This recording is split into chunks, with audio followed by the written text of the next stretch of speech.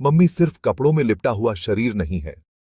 ये एक ऐसी चीज है जो हमें इंसान की अमरता की चाह और उसके रहस्यमय अतीत की झलक दिखाती है। ये, आप जानते हो, समय में छुपा हुआ एक रहस्य है। हर मम्मी अपने साथ एक अनकही कहानी और कई अनसुलझे सवाल लेकर आती है। सदियों से लोग मम्मियों और उनके छुपे हुए राजों से बहुत आकर्षित रहे हैं। इन रहस्यों ने न सिर्फ वैज्ञानिकों को बल्कि आम लोगों की कल्पना को भी जगा दिया है। जिन्हें जब हम मम्मी शब्द सुनते हैं तो हमारे दिमाग में प्राचीन मिस्र और छुपे हुए मकबरों की तस्वीरें आ जाती हैं। ये वो जगहें हैं जहां समय जैसे थम सा जाता है। सोचिए, कोई इंसान जो हजारों साल पहले जिया था, उसकी बॉडी आज भी सुरक्षित है। ये बात हमें हैरान कर देती है और सच कहूं तो थोड़ा डर भी लगता है। ये मम्मियां हमें उस दौर की संस्कृति, विश्वास और जीवन शैली के बारे में भी बहुत कुछ बताती हैं। आखिर लोग मम्मियां क्यों बनाते थे?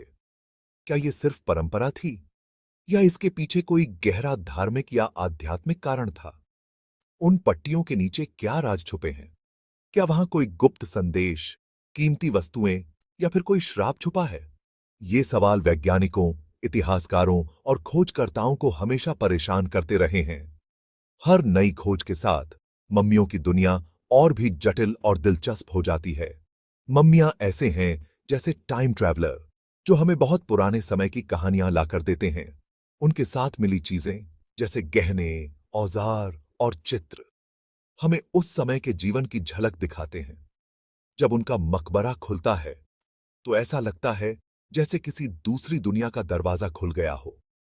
हर दरवाजे के पीछे एक नई कहानी, एक नया रहस्य छुपा होता है।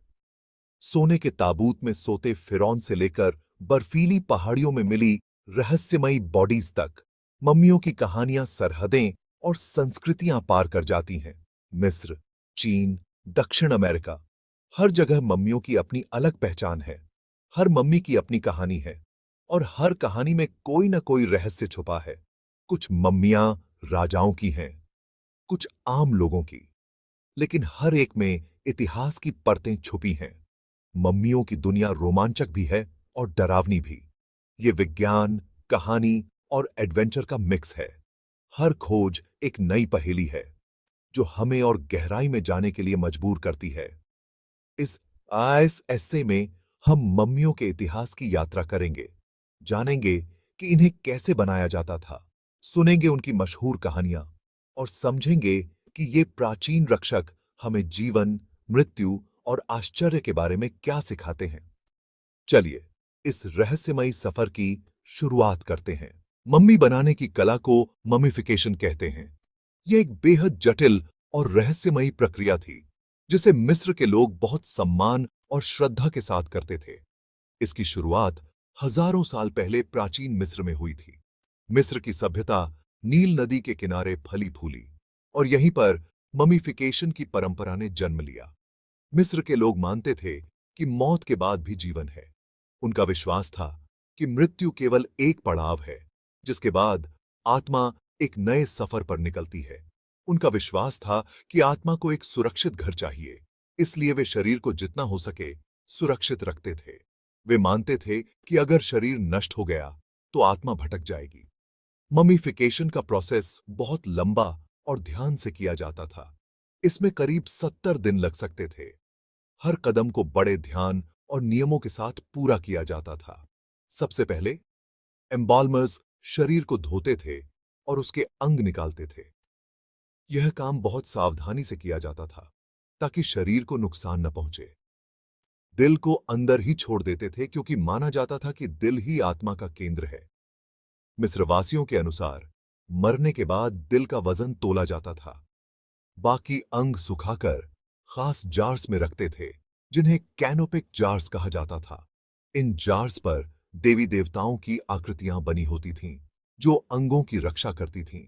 दिमाग को अक्सर नाक के रास्ते खास टूल्स से निकालते थे। यह प्रक्रिया बहुत नाजुक थी क्योंकि दिमाग को बाहर निकालना आसान नहीं था।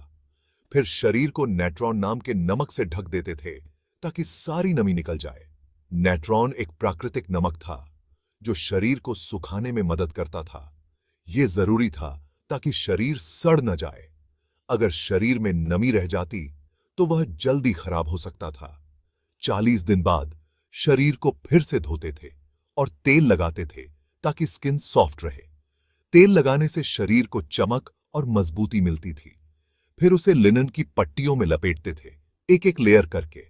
कभी कभी पट्टियों पर मंत्र भी लिखे जाते थे ताकि आत्मा को सुरक्षा मिले। कभी कभी इन लेयर्स के बीच में एमुलेट्स और गहने भी रखते थे ताकि सुरक्षा रहे। ये एमुलेट्स अलग अलग देवी देवताओं के प्रतीक होते थे। आखिर में मम्मी को सजाए गए ताबूत में रखकर मकबरे में दफना देते थे। ताबूत पर सुंदर चित्र और हायरोग्लिफिक्स बनाए जाते थे। मकबरे में खजाना, खाना और वो चीजें रखते थे जो मरने वाले को अगले जीवन में चाहिए हो। इनमें कपड़े, गहने, खाने पीने की चीजें और रोजमर्रा के सामान शामिल होते थे। ये पूरा प्रोसेस इसलिए था ताकि इंसान अगले संसार तक सुरक्षित पहुंच सके। मिस्र वासियों के लिए ममीफिकेशन सिर्फ एक परंपरा नहीं, बल्कि अमृता की उम्मीद थी। दुनिया की सबसे मशहूर मम्मियों में से एक है किंग टूतनखामुन या किंग टूट। वो बहुत कम उम्र में फिरौन बना था और 3000 साल से भी ज्यादा पहले मिस्र पर राज किया था। किंग टूत का मकबरा 1922 में ब्रिटिश आर्कियोलॉजिस्ट हावर्ड कार्टर ने खोजा था। यह मकबरा लगभग वैसा ही था जैसे छोड़ा गया था, सोने, खजाने और रहस्यों से भरा हुआ। जब यह मकबरा खोला गया तो पूरी दुनिया हैरान रह गई। अंदर किंग टूत की मम्मी मिली, जो लिनन में लिपटी थी और सोने के ताबूत में रखी थी। ये खोज हर जगह सुर्खियों में थी। लोग उसके चेहरे पर लगे खूबसूरत मास्क को देखकर दंग रह गए, जो शुद्ध सोने और कीमती पत्थरों से बना था। लेकिन किंग टूत के मकबरे की खोज के साथ साथ एक मम्मी के श्राप की कहानियां भी आईं। कुछ लोग जो मकबरे में गए थे बीमार पड़ गए या अजीब तरीके से मर गए। अखबारों ने इसे फिरौन का श्राप कहा। बाद में वैज्ञानिकों ने कहा कि शायद ये मकबरे में छुपे कीटाणुओं या फफूंदी की वजह से हुआ। लेकिन कहानी आज भी जिंदा है। आज भी किंग टूत की मम्मी लाखों लोगों को आकर्षित करती है। उसकी कहानी हमें प्राचीन मिस्र की ताकत, शान और रहस्यों की याद दिलाती है। उस बालक राजा का सुनहरा मास्क आज भी प्राचीन दुनिया के चमत्कारों का प्रतीक है। मम्मियां सिर्फ मिस्र में ही नहीं मिली हैं। मिस्र की मम्मियां तो विश्व प्रसिद्ध हैं, लेकिन मम्मियों की खोज और संरक्षण की परंपरा दुनिया के कई हिस्सों में देखने को मिलती है। कई सभ्यताओं ने अपने मृतकों को सुरक्षित रखने की कोशिश की है। हर संस्कृति ने अपने अपने तरीके से मम्मीकरण की प्रक्रिया अपनाई, जिससे उनके प्रियजनों की यादें सदियों तक जीवित रह सकें। भारत में हिमाचल प्रदेश के स्पीति वैली के बौद्ध भिक्षु अपनी प्राकृतिक मम्मियों के लिए जाने जाते हैं। यहाँ की ऊंचाई और वातावरण ने मम्मियों को संरक्षित रखने में मदद की है। सबसे मशहूर है संघा तेनजिन की मम्मी, जो गेओ गांव में रखी है। ये मम्मी स्थानीय लोगों के लिए आस्था और श्रद्धा का केंद्र बन चुकी है। माना जाता है कि ये करीब 500 साल पुरानी है। इतने वर्षों बाद भी इसका संरक्षण अद्भुत है, जो इसे और भी खास बनाता है। संघा तेनजिन की मम्मी ध्यान मुद्रा में बैठी मिली थी। उसकी त्वचा और बाल आज भी दिखते हैं। यह मम्मी प्राकृतिक रूप से संरक्षित है, जिसमें किसी रसायन का उपयोग नहीं हुआ। कहानियों के अनुसार उन्होंने अपने गांव को बुरी आत्माओं से बचाने के लिए अपनी जान दी थी। आज भी गांव वाले उन्हें एक रक्षक के रूप में मानते हैं।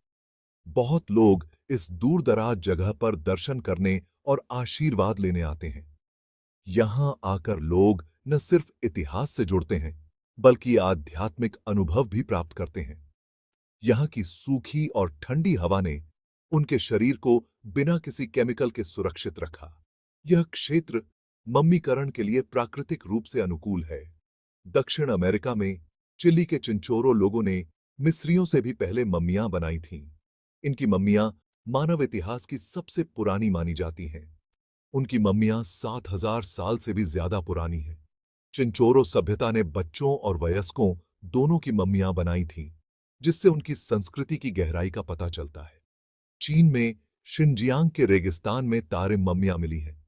इन मम्मियों की खोज ने इतिहासकारों को हैरान कर दिया। ये मम्मियां बहुत अच्छी हालत में हैं और इनमें यूरोपियन फीचर्स भी दिखते हैं, जिससे पता चलता है कि प्राचीन समय में संस्कृतियां कैसे मिली जुली थीं।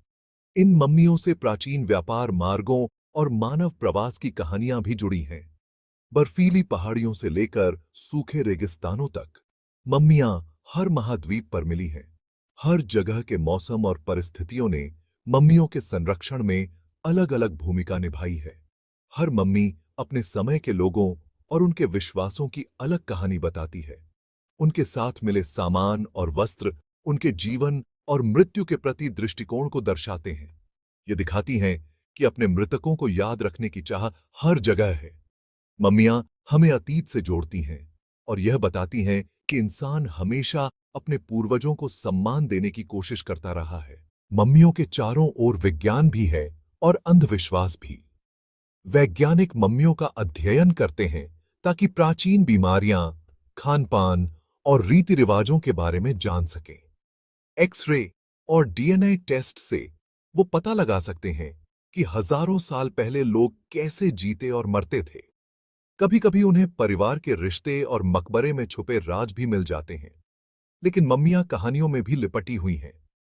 मम्मी के श्राप, भूतिया मकबरे और जादुई शक्तियों की कहानियां सदियों से सुनाई जाती हैं। फिल्मों और किताबों में मम्मियां जिंदा हो जाती हैं और लोगों का पीछा करती हैं।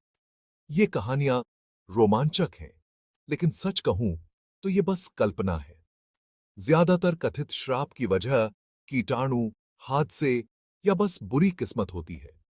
फिर भी मम्मियों का डर और आकर्षण कभी खत्म नहीं होता। कुछ लोग मानते हैं कि आत्माएं मकबरों की रक्षा करती हैं। कुछ का विश्वास है कि पट्टियों में छुपे अमुलेट्स और मंत्रों में असली शक्ति है।